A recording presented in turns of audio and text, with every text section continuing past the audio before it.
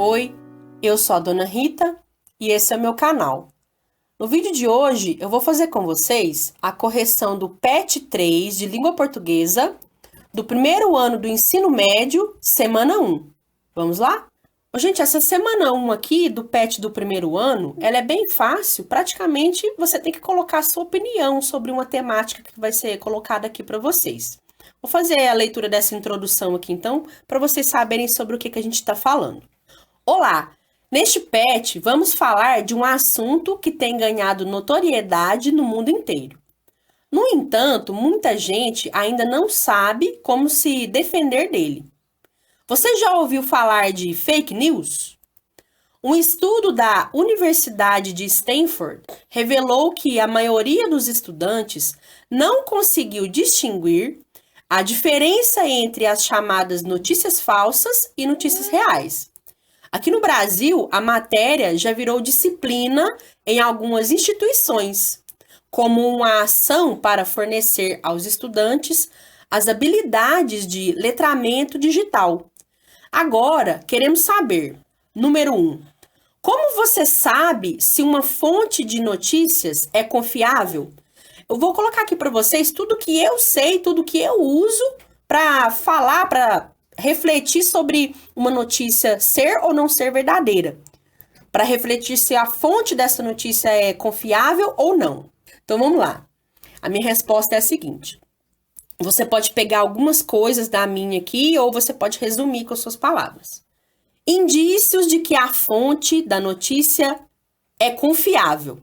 Ser um grande veículo de comunicação, ou seja, existente há muito tempo, bastante conhecido.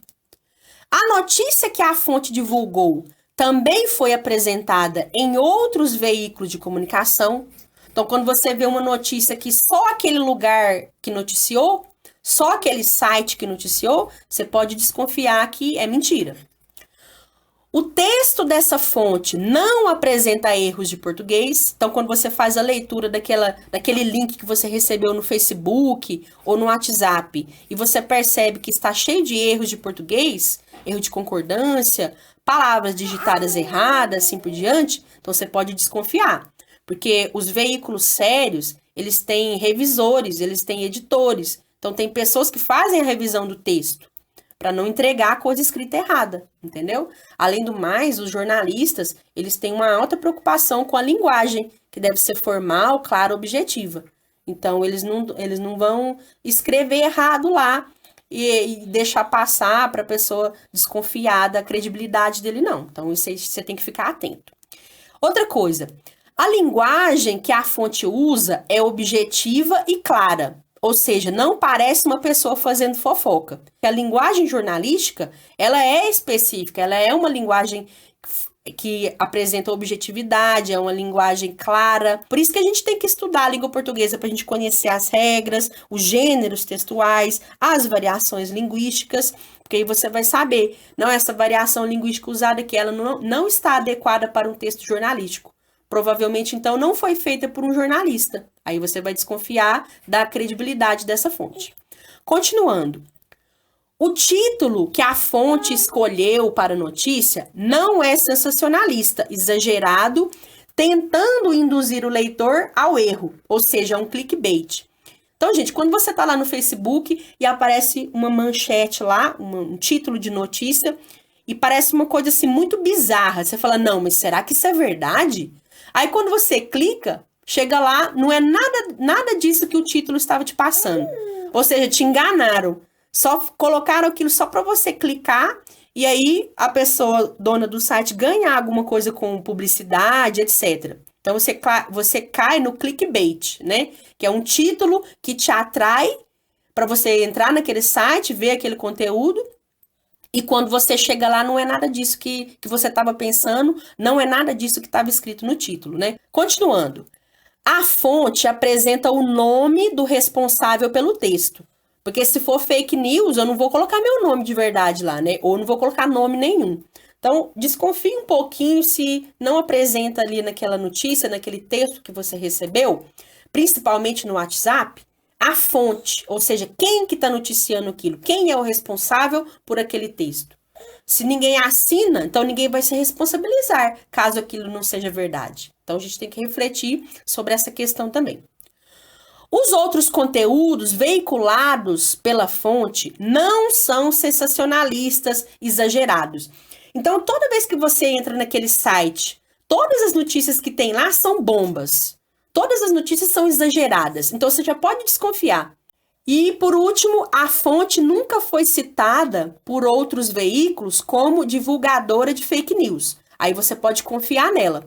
Então, se você já soube de alguma notícia falando que aquela fonte publicou uma notícia falsa, se ela está acostumada a publicar notícias falsas, então ela não é uma fonte, não. Então, ela não serve de fonte de notícia, não. Porque ela não é confiável. Outros veículos da imprensa já até falaram que aquela fonte é divulgadora de fake news. Então, você não pode mais confiar nessa fonte. Continuando aqui, pessoal, as atividades 2 e 3 são respostas pessoais. Eu vou colocar aqui de acordo com a minha realidade, de acordo com o que eu faço, a minha vivência. De onde você tira suas notícias? Ou seja, onde que você se informa? Quando você está querendo saber sobre as coisas que estão acontecendo na atualidade, aí no mundo, no Brasil, na sua cidade, onde que você vai procurar informações? Aí eu coloquei de acordo com a minha vida, você vai colocar de acordo com a sua. Eu me informo através de canais no YouTube e jornais televisivos. Aí embaixo está perguntando assim, ó, número 3. Quais fontes você utiliza? Então, quais que são os locais onde que eu pego as minhas informações, as notícias para eu ficar sabendo sobre os fatos aí da atualidade? As minhas fontes principais são o My News, que é um canal do YouTube que analisa e comenta os principais fatos da atualidade, principalmente sobre política e economia. E o Jornal Hoje e o Jornal Nacional da Globo.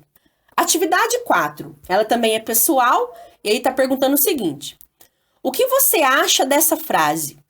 Deve ser verdade, porque eu li na internet. Então eu vou falar para vocês, ó, com toda a minha sinceridade, o que eu acho dessa frase. Deve ser verdade, porque eu li na internet. Eu acho que parece uma frase inocente, mas é extremamente preocupante, porque muitas pessoas pensam desse jeito.